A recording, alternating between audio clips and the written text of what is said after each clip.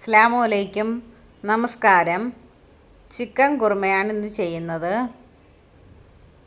എളുപ്പത്തിൽ ചിക്കൻ കുറുമ തയ്യാറാക്കാം. അതിന് വേണ്ടിയിട്ടൊരു മൺചട്ടി എടുത്തിട്ടുണ്ട്.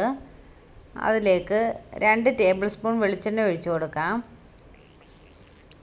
വെളിച്ചെണ്ണ ഒന്ന് ചൂടായി വന്നിട്ടുണ്ട്. അതിലേക്ക് ഒരു മീഡിയം സൈസ് സവാള കനം കുറച്ചരിഞ്ഞതാണ്, അത് ചേർത്ത് കൊടുക്കാം.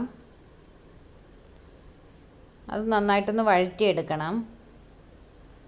സവാള പെട്ടെന്ന് വാടി കിട്ടാനായിട്ട് ഇതിലേക്ക് പാകത്തിന് ഉപ്പ് ചേർത്ത് കൊടുക്കാം.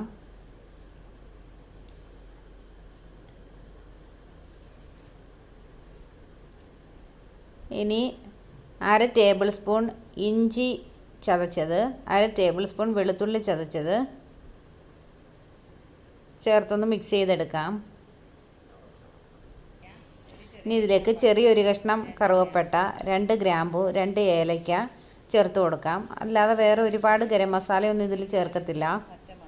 ഇനി ഇതിലേക്ക് 4-5 പച്ചമുളക് അരിഞ്ഞത്, ഒരു തണ്ട് കറിവേപ്പില ഇത്രയും ചേർത്ത് നല്ലതുപോലെ ഇത് വഴറ്റിയെടുക്കണം.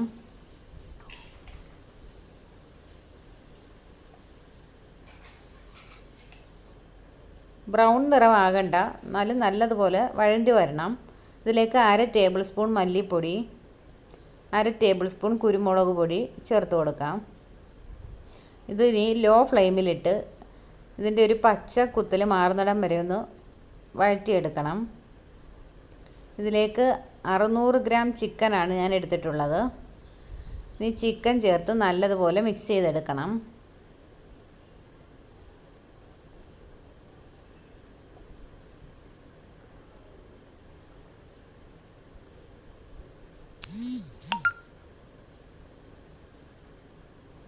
ഇതിലേക്ക് 1 കപ്പ് തേങ്ങാപ്പാൽ ചേർത്ത് കൊടുക്കണം. ഇനി ചിക്കനിൽ നിന്ന് നല്ലതായിട്ട് വെള്ളം ഇറങ്ങി വരും. ഇനി തേങ്ങാപ്പാലുമായിട്ട് ഇത് നല്ലതുപോലെ വെന്ത് വരണം. മീഡിയം ഫ്ലെയിമിലിട്ട് വേവിച്ചെടുക്കാം. ഇതിനുള്ള അരപ്പ് റെഡിയാക്കാം. 1 പിടി തേങ്ങ, 1 ടേബിൾ സ്പൂൺ വലിയ ജീരകം, പെരുംജീരകം, ഒരു 10 കാഷ്യൂ നട്ട്സ് വെള്ളത്തിൽ നേരത്തെ കുതിർത്ത് വെച്ചിട്ടുള്ളതാണ്, അത് കുറച്ച് കറിവേപ്പില, ഇത് ഇത്രയും കൂടി നല്ലതുപോലെ മിക്സിയിൽ അരച്ചെടുക്കണം. 4-5 ഇല മതി കറിവേപ്പിലയുടെ. ഇത്രയും കൂടെ മിക്സിയിൽ നല്ലതുപോലെ അരച്ചെടുത്ത പേസ്റ്റാണ്. ചിക്കൻ നല്ലതുപോലെ വെന്ത് വന്നിട്ടുണ്ട്. ഇതിലേക്ക് ഒഴിച്ചു കൊടുക്കാം. അരപ്പൊഴിച്ച് കഴിഞ്ഞാൽ പിന്നെ ഒരുപാട് ഇട്ട് തിളപ്പിക്കരുത്. ജസ്റ്റ് ഒന്ന് തിളച്ച് വന്നാൽ മതി.